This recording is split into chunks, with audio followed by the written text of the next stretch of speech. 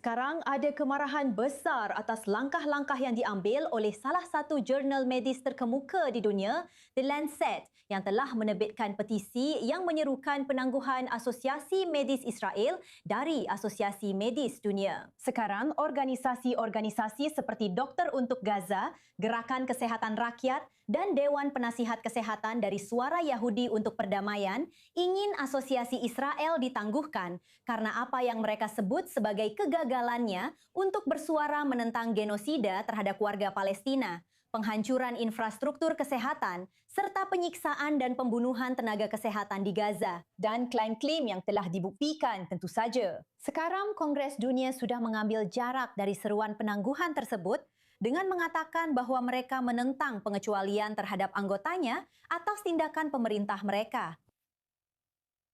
Jadi, untuk wawasan lebih lanjut, koresponden senior Owen Altman ada di sini di studio. Tuduhan mengerikan dalam petisi ini benar-benar mengejutkan, mengingat bagaimana doktor dan teknologi Israel digunakan untuk menyelamatkan nyawa di seluruh dunia.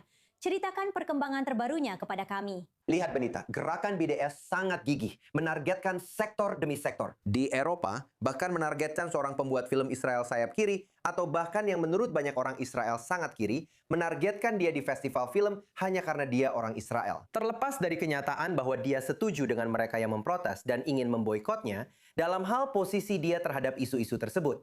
Tapi lihat, ada dua pertanyaan terpisah di sini. Pertama adalah pertanyaan, apakah jurnal ini, The Lancet, jurnal medis yang sangat bergengsi, seharusnya menerbitkan seruan untuk boikot ini? Dan kemudian ada pertanyaan tentang boikot itu sendiri.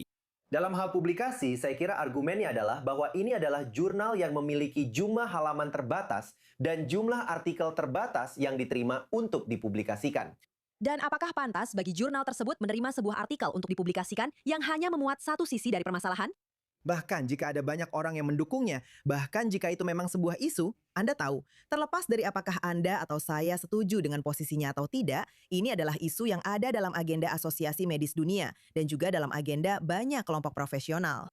Itulah argumennya. Dalam hal boikot itu sendiri, lihat, argumen-argumen yang digunakan untuk menentang boikot adalah argumen standar yang telah diasah selama puluhan tahun oleh kelompok pro-Israel, serta Israel dan para pendukungnya. Dalam berbagai situasi yang berbeda, di berbagai bidang yang berbeda, dan yang seringkali berhasil menggagalkan upaya boikot. Dua upaya, dua poin. Nomor satu, seperti yang baru saja kita dengar dari Asosiasi Medis Dunia, benar yang mengatakan bahwa mereka yang ada di Asosiasi Medis Israel, dokter dan tenaga medis Israel, mereka tidak seharusnya dilarang karena tindakan yang diambil oleh pemerintah mereka dan tidak seharusnya dihukum secara kolektif. Dan itu tidak pantas untuk dilakukan. Dan argumen lainnya adalah bahwa bahkan jika seseorang tidak setuju dengan posisi suatu pemerintah atau bahkan masyarakatnya, lebih baik untuk tetap berinteraksi dengan pemerintah dan masyarakat tersebut. Dan untuk itu Benita, kamu bisa menambahkan argumen ketiga, yaitu masalah standar ganda. Mengapa Asosiasi Medis Israel yang menjadi sasaran dan bukan Asosiasi Medis Rusia atau Asosiasi Medis Iran atau bahkan Asosiasi Medis Korea Utara?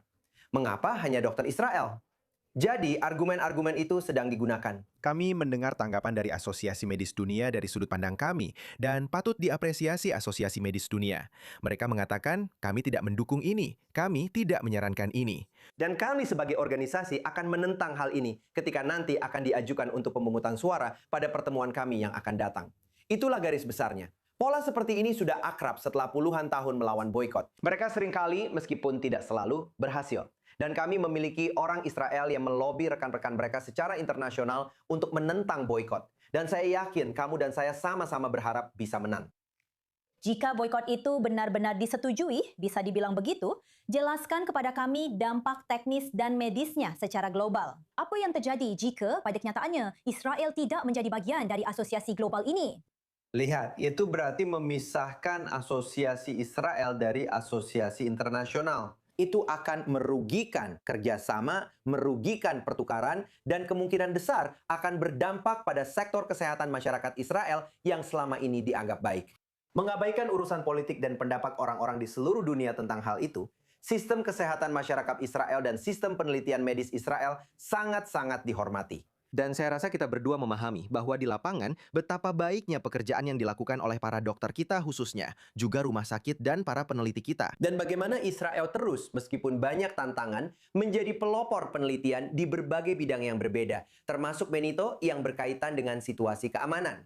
Dalam contoh terbaru tentang penanganan sandera anak-anak, sebuah bidang yang belum pernah diteliti sebelumnya, namun para profesional medis Israel dihadapkan pada tantangan yang luar biasa dan mengerikan ini, dan mampu mengajarkan banyak hal kepada dunia lewat pengalaman mereka. Sangat penting tentu saja berbagi keahlian tersebut. Kita tunggu bagaimana semua ini akan berkembang.